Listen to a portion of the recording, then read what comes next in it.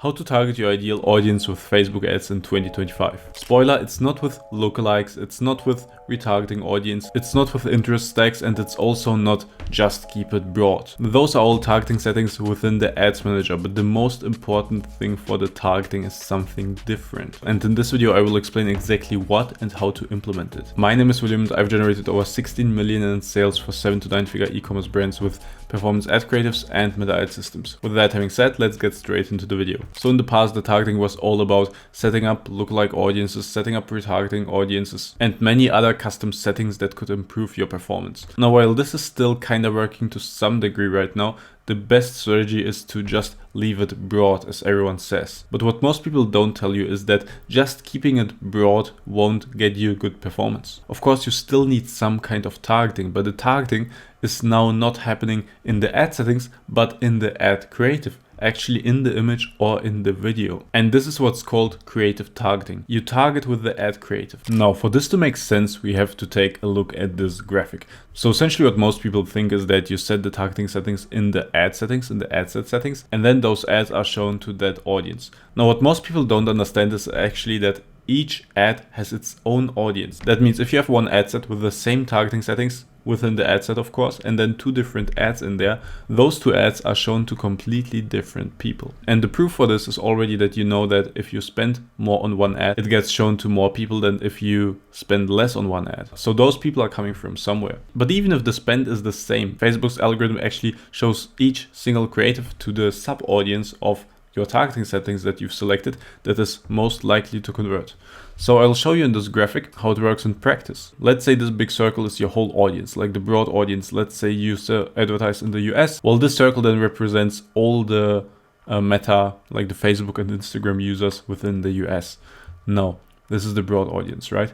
If you set interest stacks as the audience within the ad set, let's say, then you limit it to a much smaller circle, and like to people who use Facebook and Instagram in the US, but also people who have this tag within the like meta database that they have certain interests. Now, this is of course not perfectly accurate, and there are also people outside of the interest groups that you select that would purchase your product. So essentially, you have an ideal audience, right? And this ideal audience is somewhere here in the broad audience of people who are using Facebook and Instagram. And if you set up custom audiences, retargeting audience or interest audiences, then there is a circle, like a certain amount of people that intersect with that ideal audience of people who would buy your product and be happy with it. So what happens if you set those audiences? Of course, you see that if you set this, then there is an intersection, and this is the ideal audience that you want to show to when you like set up custom audiences.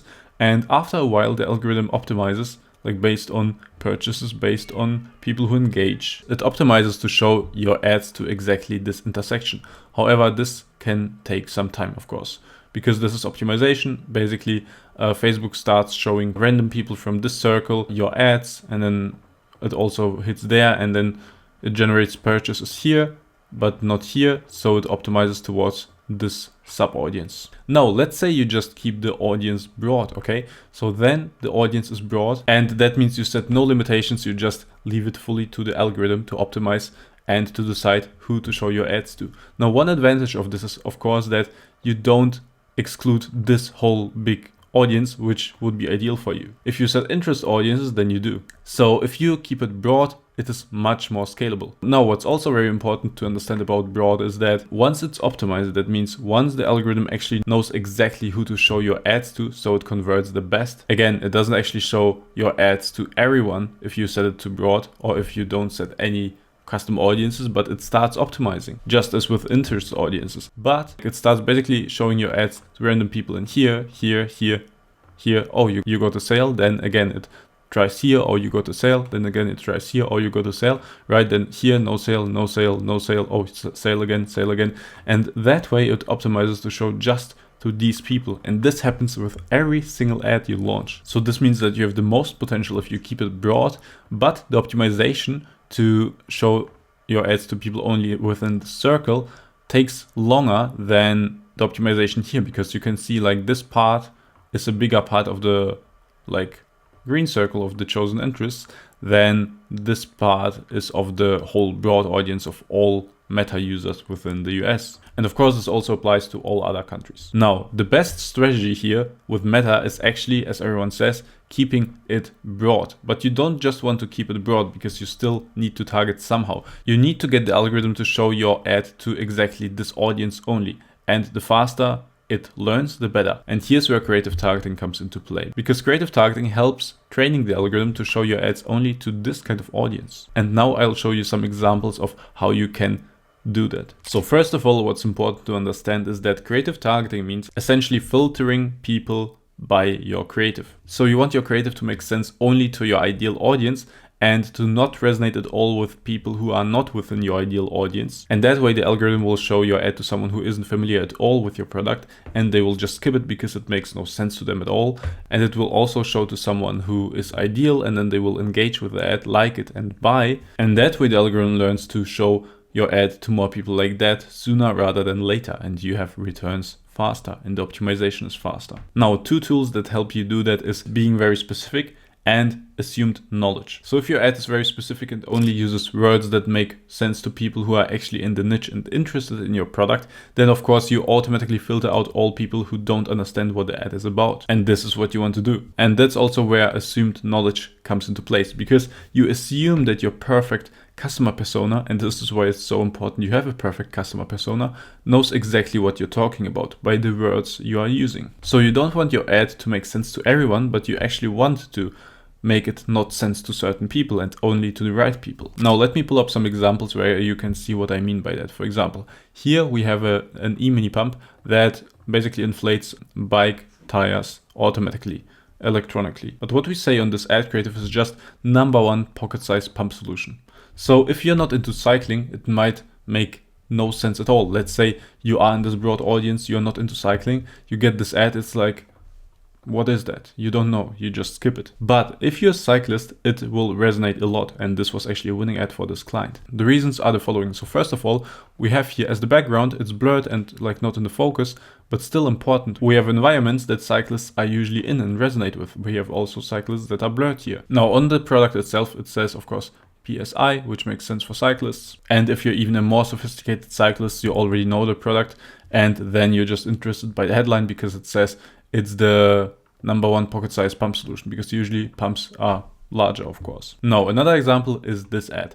This ad is advertising this super thin phone case for iPhones. And here we have like a Twitter review format, but essentially this brand is selling to minimalists. And you can see, well, the whole ad is designed to actually appeal to minimalists because it's very minimalistic. The background, the colors, the ad format, everything. And of course the phone does the targeting, because someone who has an Android won't be very impressed or like won't stop for long for this case, because maybe they don't even know like this camera format, they don't know it's an iPhone and so on. But for you who has an iPhone, it makes a lot of sense. You see also this this translucent feature, you see how thin it is, you see how good it is, while other people who don't even have an iPhone, or like who are not minimalists, who like more colorful things, who like busier content, they won't stop. And this is how the creative targeting works here. This is, by the way, another winning ad that we made for this brand, your legs. Now, one last example, and this is where the lines of creative targeting get blurry, is this one. Because this one is a jewelry brand, and what's special about this is that, well, here the product is kind of the targeting, right?